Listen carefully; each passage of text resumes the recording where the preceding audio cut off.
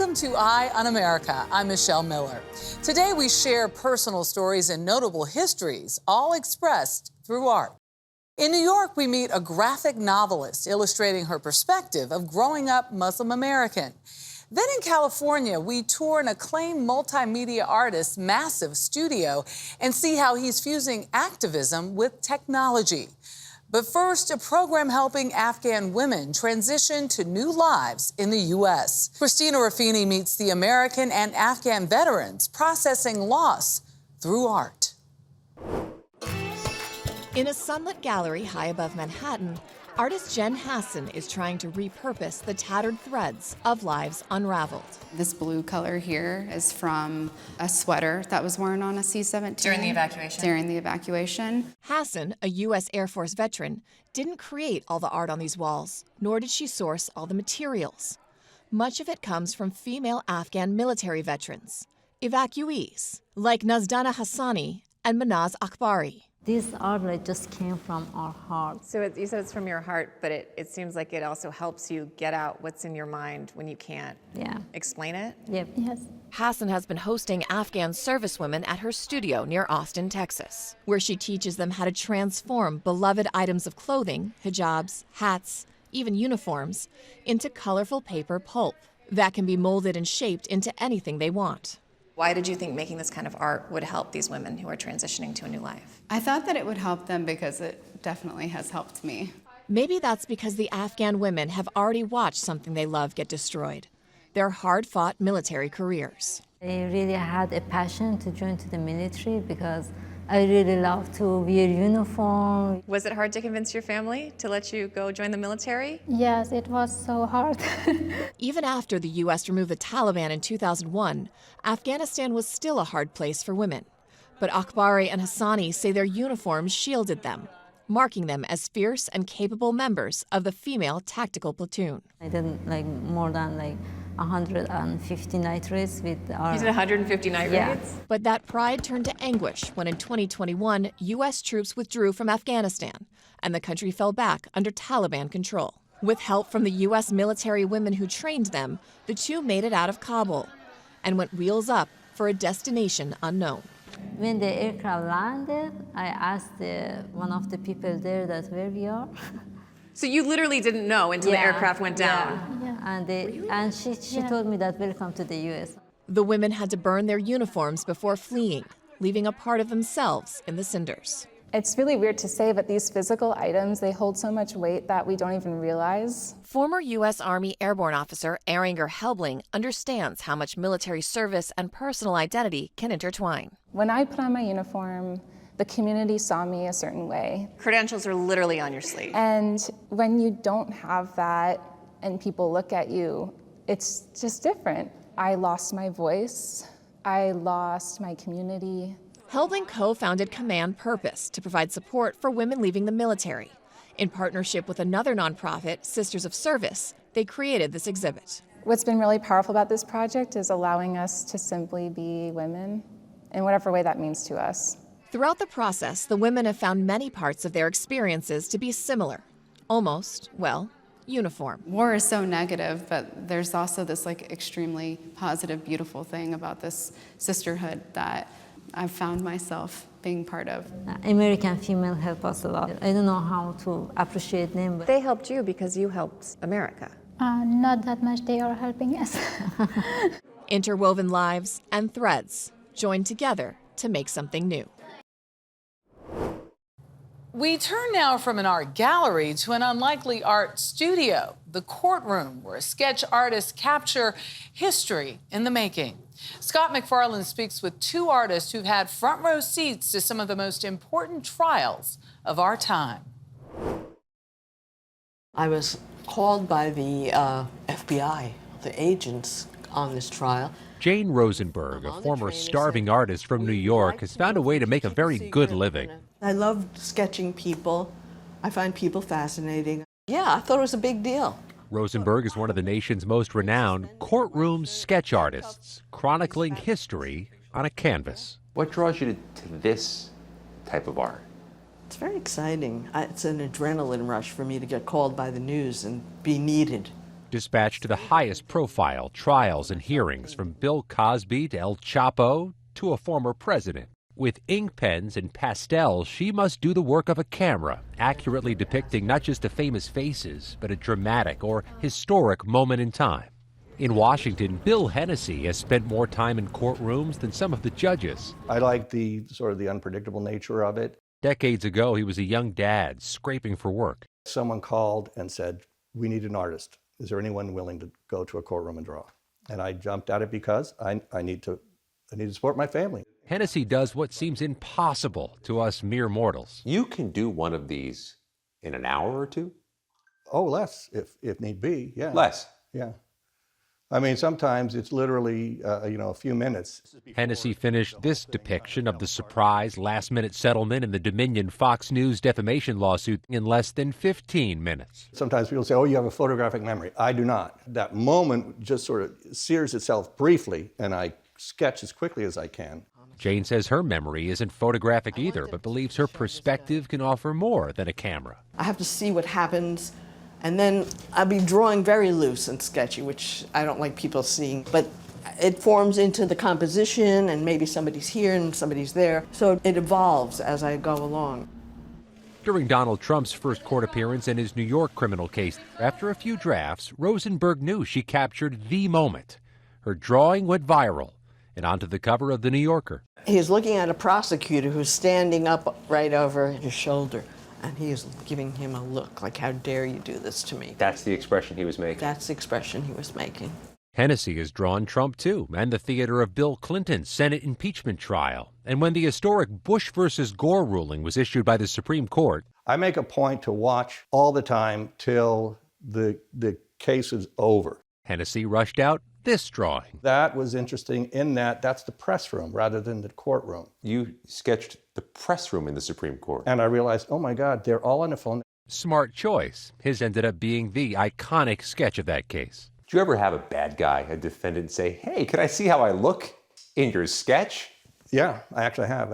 I've had several who say, I want to get a copy of that. And I think, well, let's see how this goes. Let's see if you're still thinking that way at the end. A favorable verdict for these courtroom masters. Coming up, tackling discrimination with humor. This is Eye on America.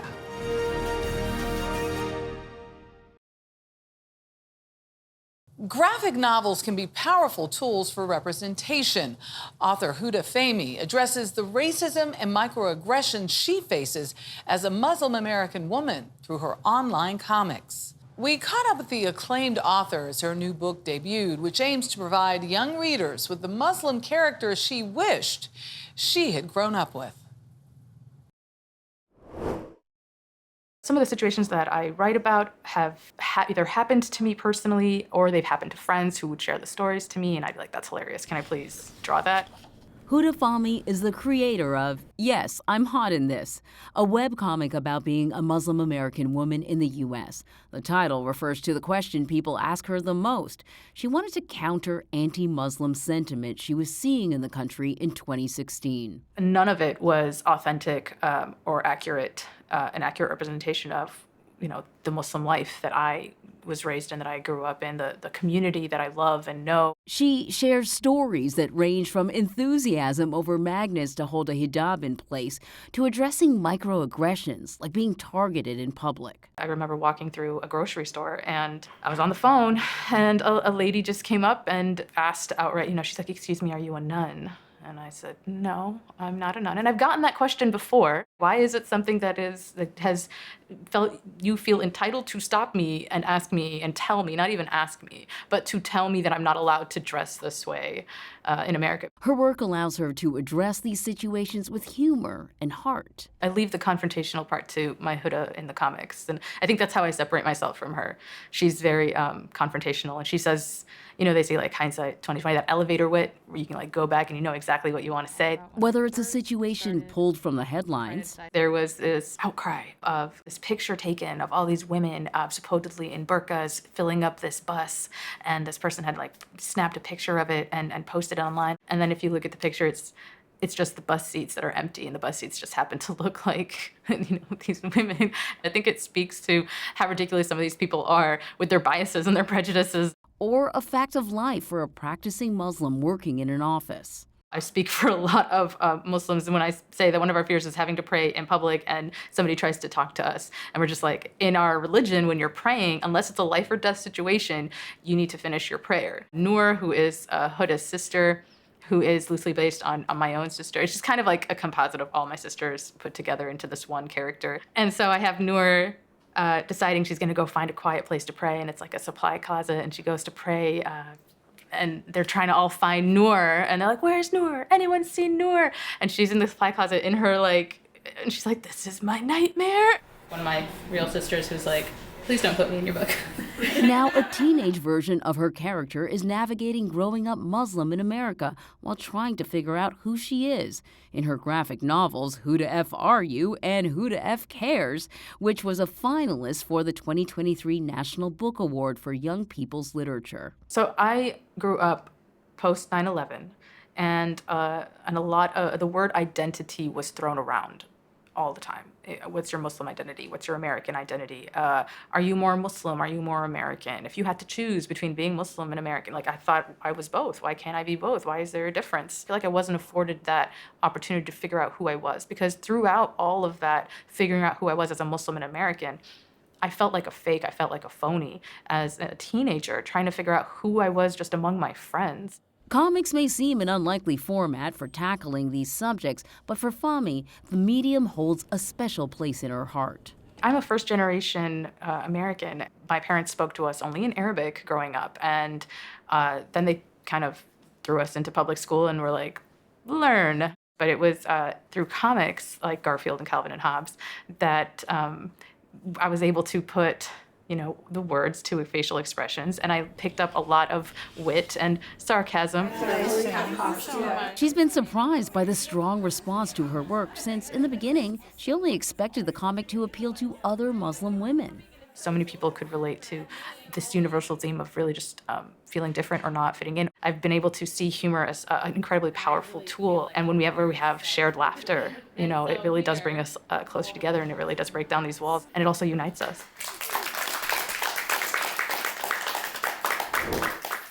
Ahead, we enter the digital landscape of a renowned artist using virtual reality. That story is next. We close our show admiring thought-provoking art installations. Artist Glenn Kaino has long embraced the intersection of technology and creativity to express his powerful ideas. I caught up with the digital pioneer at his latest exhibit, which uses virtual reality to explore his family history. You're almost like a Trojan horse in your approach. I mean, you kind of go in to a place, a moment, undercover. In a way, yeah, I guess so. Go in presumes that I'm coming out also in terms of like leaving, and for me it's just an accumulation, of the orbit that makes the studio what we do here. Artist Glenn Kaino's studio is a massive 16,000 square foot warehouse in Glendale, California, filled to the brim with the kind of art that makes him tick. We have a robotics lab, a VR stage. So, yeah. What is this space? It's a space where we can make anything, really. Kaino draws, sculpts, designs huge installations. He's even directed an Emmy-nominated feature film. And conceived this work on a seminal moment at the 1968 Olympics. And this, it goes on into infinity. Yeah, so this to me represents like the legacy of Tommy in terms of, the infinite. It was an icon and a symbol of strength, and so much so that I had a 4x5 inch photo of it taped to the corner of my iMac. And a friend of mine walked in and said, Coach Smith, you want to meet him? And I was like, what are you talking about, Coach Smith? And so he texts him and comes back 2 minutes later and he says, they want to meet you. Encounters like that inspired amazing collaborations. Take his meeting with former Irish politician Gerry Adams and the late Congressman John Lewis. Both led to his take on their shared history and a rendition of U2's Sunday, Bloody Sunday. Sunday, bloody Sunday. I try to use beauty and awe to get people to engage with work and then ask the question about why I made it and ask the question of what it means. Kaino is internationally known for his expansive vision and activist mindset. When I got out of grad school, the world offered me a bunch of binaries. They said you could do media or art. And I said, why do I have to choose? Why can't I do both? So he did. He went on to host gallery shows at the same time he was running several startups. Farm Club, the only record label that makes house calls. Jimmy Iovine tapped him for Napster. Oprah Winfrey hired him for her network. If you're running a tech company and you say, oh, I'm an artist, they go, you make paintings on the corner and you sell them and show them to your friends. So the image in people's minds never fit with who you were and what you were doing. And the levels that I was trying to achieve for both worlds, right? Because again, these are not small steps, these are big steps. Giant leaps. Kaino grew up in East Los Angeles, feeling lost. I was kicked out of 5 high schools, kicked out of my house, and I spent a lot of time trying to figure out who I was. Do you believe art saved your life? Oh, 100% art saved my life. Do you remember what led you out? I picked up a notepad and I started drawing and doodling and journaling, and I started writing down everything that was frustrating to me about the world. One place that gave him that space as a young artist, I used to come to eat here 3 to 5 times a week. the Suhiro Cafe in Little Tokyo. Every night we would come here, there would be, every booth would be a different group of artists, musicians, writers, coming up with new ideas. This street has, I would say, double meaning. He's spending a lot of time in that community lately, reconnecting with his roots. Right on Central Street and this street is where all the Japanese Americans were lined up to be imprisoned in internment camps during World War II. And at the Japanese American National Museum. This show has been really important for me because I'm finding another expression of my voice, a more direct expression, so to speak. Installing a virtual reality model of his grandfather's business. Through the windows? Yeah, through the windows. Oh, wow. It's called Aki's Market. You got your fresh fruit? Wish I could get that mango. When my grandmother first put it on, she said, I spent a lot of years in there. And she took it off and then she was crying. Crying. The market was a lifeline for his family after their internment in the war nearly destroyed their American dream. My grandfather was a legendary football player who got accepted into Occidental College and couldn't pursue his collegiate career because he was imprisoned in the concentration camps of World War II. My family was in a horse stable in Santa Anita Racetrack for 9 months with the stench. What are you hoping your grandfather's story will tell about you, your people, your experience? What I'm trying to do is unpack and understand more about transgenerational trauma, how his generation being incarcerated affected my parents' generation and how that affected me. It all makes logical sense, but it doesn't make emotional sense. Okay. He's also engaged in education, and along with fellow activist and actor Jesse Williams, created a gaming platform that puts culture first. We have to be stewards of our own cultural communication. From emojis that represent the diversity of users to an app called Homeschooled that teaches history. I remember during COVID when there's homeschooling, I'm watching my son kind of seem like he's not paying attention, he's playing something else, but kids absorb information in many different ways and they don't always have to demonstrate a visual focus. Glenn was pivotal in kind of reminding me about how much information can be put forth while also feeling like you're at play. You guys are working with one of the biggest quiz companies around. When they revealed to us that we were the first team ever to consider non-white male audiences for the answers for questions, it just gave us more passion and direction to accomplish, success. Another success, his presence at the Pace Galleries. And I often think when I walk into this space and the space in New York, if my grandfather could see me now. He'd find a grandson in search of understanding. So this is a clock, am I right about that? It's a clock, yeah. And connection. So you're sort of deconstructing and then reconstructing. Exactly, exactly, all at the same time. With anyone who comes into contact with his work. What I've found consistently is that we are all more alike than we are different. And everyone's stories are much more similar than they think, even though the texture of them might be different. I think the heart of our stories are very similar. For more stories like these and live coverage of breaking news 24/7, stream us right here on CBS News. I'm Michelle Miller. Thank you for watching Eye on America.